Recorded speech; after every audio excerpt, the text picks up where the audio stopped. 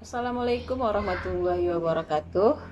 Kami dari kelompok 2 yang terdiri dari Ria Herlina dan saya sendiri Sesi Hidayati yang akan menjelaskan mengenai fungsi anggaran sebagai pengendalian dan pengawasan terkait COVID-19. Yang pertama, saya akan menjelaskan mengenai pengertian anggaran. Anggaran adalah suatu rencana yang disusun secara sistematis dalam bentuk angka dan dinyatakan dalam unit moneter yang meliputi seluruh kegiatan perusahaan untuk jangka waktu tertentu di masa yang akan datang. Anggaran sektor publik merupakan suatu wadah pemerintah untuk menghasilkan barang dan pelayanan publik untuk memenuhi kebutuhan publik dengan mengutamakan kesejahteraan masyarakat. Anggaran sektor publik ini juga menyusun seluruh kegiatan dan program kerjanya dalam sebuah anggaran. Anggaran pada sektor publik memiliki fungsi yang sama dengan anggaran pada perusahaan komersil, yaitu sebagai pernyataan mengenai rencana kerja yang akan dilakukan pada periode waktu tertentu. Selanjutnya, saya akan menjelaskan mengenai pengertian perencanaan.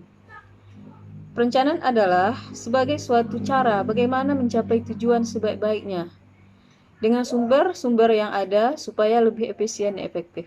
Selanjutnya dikatakan bahwa perencanaan merupakan penentuan tujuan yang akan dicapai atau yang akan dilakukan. Sebagaimana, bila mana, dan oleh siapa. Sesuai dengan Undang-Undang Nomor 25 Tahun 2004 tentang Sistem Perencanaan Pembangunan Nasional, maka sistem perencanaan pembangunan nasional itu mencakup 5 pendekatan. Yang pertama itu melalui pendekatan politik, yang kedua itu melalui pendekatan teknokratik, di mana pendekatan teknokratik ini adalah merupakan suatu proses perencanaan yang dirancang berdasarkan data dan hasil pengamatan kebutuhan masyarakat dari pengamat profesional, baik secara kelompok masyarakat yang terdidik, yang walaupun tidak mengalami sendiri maupun berbekal pengetahuan yang dimiliki dalam menyimpulkan kebutuhan akan suatu barang yang tidak dapat disediakan di pasar untuk menghasilkan perspektif akademis pembangunan. Yang ketiga itu perencanaan partisipatif, di mana perencanaan partisipasi ini adalah merupakan suatu proses perencanaan yang diwujudkan dalam musyawarah, di mana sebuah rencana dibahas dan dikembangkan berdasarkan semua pelaku pembangunan. Yang ketiga itu adalah perencanaan top down, di mana perencanaan top down ini adalah merupakan suatu proses perencanaan yang dirancang oleh lembaga atau departemen atau daerah menyusun rencana pembangunan sesuai dengan wewenang dan fungsinya. Yang keempat itu adalah yang kelima itu adalah perencanaan bottom up, di mana perencanaan bottom up ini adalah merupakan suatu pendekatan perencanaan yang dimulai dari tingkatan hierarkis paling rendah menuju ke atas. Selanjutnya, saya akan menjelaskan mengenai perencanaan daerah, di mana perencanaan daerah ini adalah suatu proses untuk menentukan tindakan masa depan yang tepat melalui urutan pilihan dengan memperhitungkan sumber daya yang tersedia.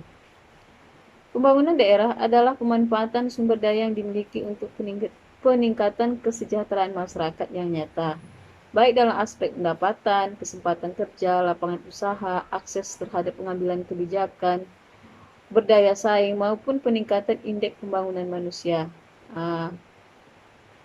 Suatu proses penyusunan tahap-tahapan kegiatan yang melibatkan berbagai unsur pemangku kepentingan di dalamnya guna memanfaatkan dan mengalokasikan sumber daya yang ada dalam rangka meningkatkan kesejahteraan sosial dalam suatu lingkungan wilayah daerah dalam jangka waktu tertentu. Selanjutnya, perencanaan pembangunan daerah itu bertujuan untuk mewujudkan pembangunan daerah dalam rangka peningkatan dan pemerataan pendapatan masyarakat, kesempatan kerja, lapangan berusaha, peningkatan akses dan kualitas pelayanan publik, dan daya saing daerah. Sedangkan pengertian perencanaan pembangunan daerah adalah suatu proses penyusunan tahap-tahapan kegiatan yang melibatkan berbagai unsur pemangku kepentingan di dalamnya guna pemanfaatan dan pengalokasian sumber daya yang ada dalam rangka peningkatan kesejahteraan sosial dalam suatu lingkungan wilayah atau daerah dalam jangka waktu tertentu. Rencana pembangunan daerah tersebut itu harus transparan, responsif, efisien, efektif, partisipatif, akuntabel, terukur, berkeadilan, dan berkelanjutan. Selanjutnya, ada 5 perencanaan pembangunan daerah yang dilakukan. Yang pertama itu, rencana pembangunan jangka panjang daerah. Yang kedua, rencana pembangunan jangka menengah daerah. Yang ketiga, rencana kerja pemerintah daerah. Yang keempat, rencana strategi satuan kerja perangkat daerah. Dan yang kelima itu, rencana kerja satuan kerja perangkat daerah. Perencanaan pembangunan daerah yang pertama itu adalah rencana pembangunan jangka panjang daerah yang disingkat dengan RPJPD, di mana merupakan suatu dokumen perencanaan pembangunan daerah untuk periode 20 tahun. Dokumen perencanaan tersebut bersifat makro yang memuat visi, misi, dan arahan pembangunan jangka panjang daerah. Dalam penyusunan RPJPD, provinsi mengacu pada arah pembangunan nasional yang ditetapkan pada RPJP nasional. Sedangkan kabupaten atau kota mengacu arah pembangunan daerah yang ditetapkan pada RPJPD provinsi sesuai kondisi dan karakteristik daerah. Arah pembangunan jangka panjang memuat arah pembangunan dalam lingkup setiap fungsi pemerintahan di daerah dan dilengkapi dengan penyepakatan fungsi dan peranan masing-masing sub wilayah pemerintahan daerah dalam pembangunan jangka panjang. RPJPD merupakan produk para pemangku kepentingan daerah, utamanya pihak-pihak yang berkepentingan dengan kondisi daerah pada 20 tahun ke depan, sehingga memiliki visi jangka panjang. Dokumen RPJPD ditetapkan dengan peraturan daerah. Berikut ini adalah tahap penyusunan RPJPD, yang mana yang tahap pertama itu adalah penyusunan rancangan awal. Selanjutnya, yang kedua itu dilaksanakan pelaksanaan musrengbang. Yang ketiga itu perumusan rencana akhir dan yang keempat itu adalah penetapan. Selanjutnya, rencana pembangunan jangka menengah daerah yang disingkat dengan LPJMD, di mana merupakan arah pembangunan yang ingin dicapai daerah dalam kurun waktu 5 tahun, sesuai masa bakti kepala daerah yang terpilih. RPJMD disusun berdasarkan visi, misi, dan program kepala daerah. Program dan kegiatan yang direncanakan sesuai urusan pemerintahan yang menjadikan batas kewenangan daerah dengan mempertimbangkan kemampuan atau kapasitas keuangan daerah. RPJMD wajib disusun oleh daerah yang telah memiliki kepala daerah hasil pemilihan langsung. Tahap penyusunan RPJMD itu ada 4 tahap. Yang pertama itu tahap penyusunan rancangan awal, yang kedua itu pelaksanaan musrengbang, yang ketiga itu perumusan rancangan akhir, dan yang keempat itu adalah penetapan. Penyusunan RPJMD harus memperhatikan hal-hal yang pertama itu RPJMD provinsi berpedoman pada RPJMD provinsi, serta memperhatikan sasaran pembangunan dalam RPJM nasional dan standar pelayanan minimal yang telah ditetapkan. Yang kedua, RPJMD kabupaten atau kota berpedoman pada RPJMD kabupaten atau kota serta memperhatikan sasaran pembangunan dalam RPJMD provinsi dan standar pelayanan minimal yang telah ditetapkan. Yang ketiga, aspirasi pemangku kepentingan pembangunan melalui penyelenggaraan musrengbang RPJMD. Yang keempat, apabila RPJMD provinsi belum tersedia, maka penyusunan RPJMD kabupaten atau kota memperhatikan restrada provinsi. Dan yang kelima, sebelum RPJMD ditetapkan, penyusunan RPJMD tetap dilaksanakan dengan mengesampingkan RPJPD sebagai pedoman.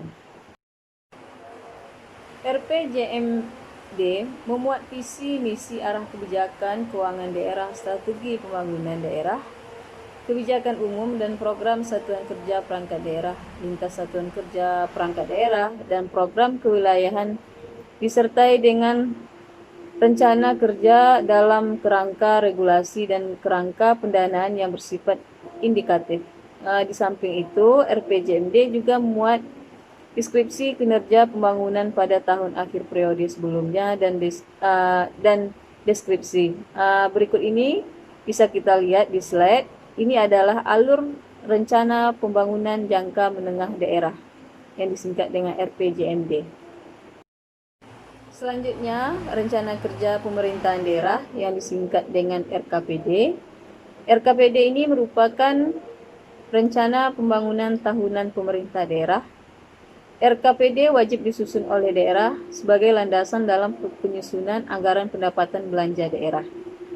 Dokumen RKPD disusun untuk menjamin keterkaitan dan konsistensi antara perencanaan, penganggaran, pelaksanaan, dan pengawasan. Di samping itu, RKPD berfungsi sebagai pedoman penyusunan rencana kerja satuan kerja perangkat daerah.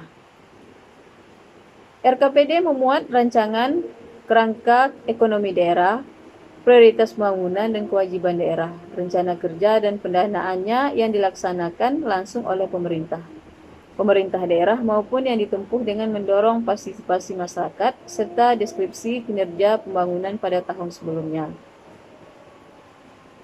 Rancangan kerangka ekonomi daerah mendeskripsikan proyeksi pendapatan daerah, alokasi belanja daerah, sumber dan penggunaan pembiayaan, disertai dengan asumsi yang mendasar sebagai dasar dalam pengalokasian dana pada setiap rencana kerja.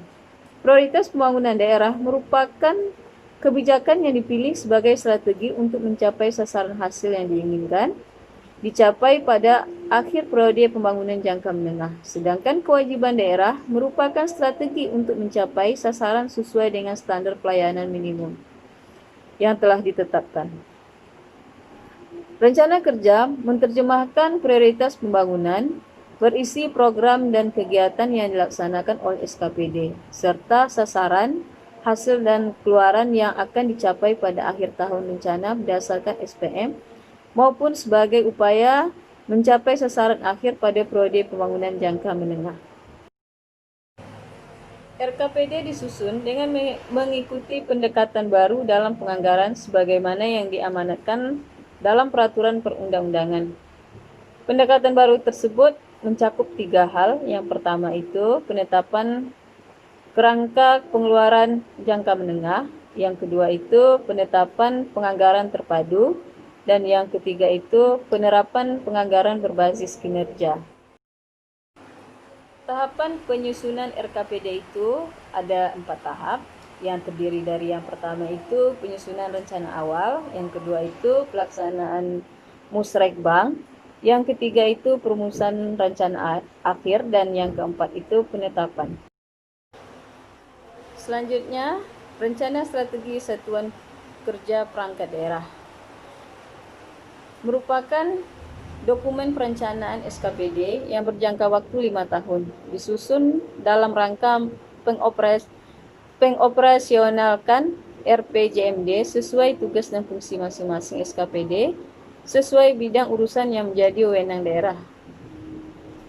Rencana strategi satuan kerja perangkat daerah disusun dengan berpedoman pada RPJMD dan standar pelayanan minimal, dengan materi dan substansi utama yang memuat visi, misi, tujuan, strategi, kebijakan, program, dan kegiatan pembangunan pada tingkat SKPD. Tahapan penyusunan rencana strategi satuan kerja perangkat daerah itu ada 3 tahap. Yang pertama itu penyiapan rancangan rencana strategi satuan kerja perangkat daerah, dan yang kedua itu penyusunan rancangan akhir rencana strategi satuan kerja perangkat daerah, dan yang ketiga itu penetapan peraturan kepala SKPD tentang rencana strategi satuan kerja perangkat daerah. Selanjutnya itu rencana kerja satuan kerja perangkat daerah. merupakan dokumen rencana pembangunan masing-masing SKPD yang berjangka waktu 1 tahun. Rencana kerja Satuan Perangkat Kerja Daerah ini memuat kebijakan, program, dan kegiatan yang disusun sesuai dengan tugas dan fungsi SKPD yang bersangkutan berdasarkan urusan yang menjadi kewenangan daerah, sasaran, hasil, dan keluaran yang terukur, serta rincian pendanaan. Dokumen Rencana Kerja Satuan Kerja Perangkat Daerah ini mengoperasionalkan RKPD disertai upaya mempertahankan dan meningkatkan capaian kinerja pelayanan masyarakat yang sudah dicapai oleh SKPD dengan memperhatikan kebutuhan masyarakat sesuai kesepakatan yang telah dicapai dalam desa atau kelurahan. Musrengbang tahunan, Forum SKPD dan Musrengbang Kabupaten atau Kota, Forum SKPD Provinsi dan Musrengbang Provinsi. Rencana Kerja Satuan Perangkat Daerah ini yang telah ditetapkan dengan keputusan Kepala SKPD menjadi dasar dalam penyusunan rencana kerja dan anggaran suatu kerja perangkat daerah. Tahapan penyusunan Renja SKPD ini yang pertama, SKPD menyusun Renja SKPD. Yang kedua, rencana Renja SKPD disusun dengan mengacu pada perencanaan awal RKPD, Restra SKPD, hasil evaluasi pelaksanaan program dan kegiatan periode sebelumnya, masalah yang dihadapi, dan usulan program serta kegiatan yang berasal dari masyarakat. Yang ketiga itu rencana Renja SKPD memuat kebijakan program dan kegiatan pembangunan baik yang dilaksanakan langsung oleh pemerintah daerah maupun yang ditempuh dengan mendorong partisipasi masyarakat. Yang keempat itu program dan kegiatan bagaimana dimaksud pada ayat 4 meliputi program dan kegiatan yang sedang berjalan, kegiatan alternatif atau baru, indikator kinerja dan kelompok sasaran yang menjadi bahan utama RKPD serta menunjukkan perakiraan maju. Yang kelima, rencana Renja SKPD dibahas dalam forum SKPD yang diselenggarakan bersama antar pemangku kepentingan untuk menentukan prioritas kegiatan pembangunan. Yang keenam itu, Renja SKPD ditetapkan dengan keputusan Kepala SKPD. Selanjutnya itu adalah fungsi anggaran sektor publik. Yang pertama itu anggaran sebagai alat perencanaan. Di sini, anggaran sektor publik dibuat untuk merencanakan tindakan apa yang akan dilakukan oleh pemerintah, berapa biaya yang dibutuhkan, dan berapa hasil yang diperoleh dari belanja pemerintah tersebut. Anggaran sebagai alat perencanaan digunakan yang pertama itu untuk merumuskan tujuan serta sasaran kebijakan agar sesuai dengan visi dan misi yang ditetapkan. Yang kedua, merencanakan berbagai program dan kegiatan untuk mencapai tujuan organisasi serta merencanakan alternatif sumber pembiayaan. Yang ketiga, mengalokasikan dana pada berbagai program dan kegiatan yang telah disusun. Yang keempat, menentukan indikator kinerja dan tingkat pencapaian strategi.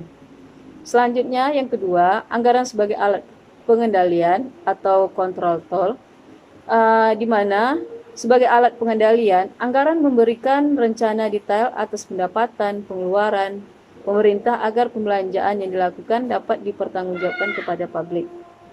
Tanpa anggaran, pemerintah tidak dapat mengendalikan pemborosan pengeluaran. Pengendalian anggaran publik dapat dilakukan melalui 4 cara. Yang pertama itu membandingkan kinerja aktual dengan kinerja yang dianggarkan. Yang kedua, menghitung selisih anggaran. Yang ketiga, menemukan penyebab yang dapat dikendalikan dan tidak dapat dikendalikan atas suatu varians. Yang keempat, merevisi standar biaya atau target anggaran untuk tahun berikutnya.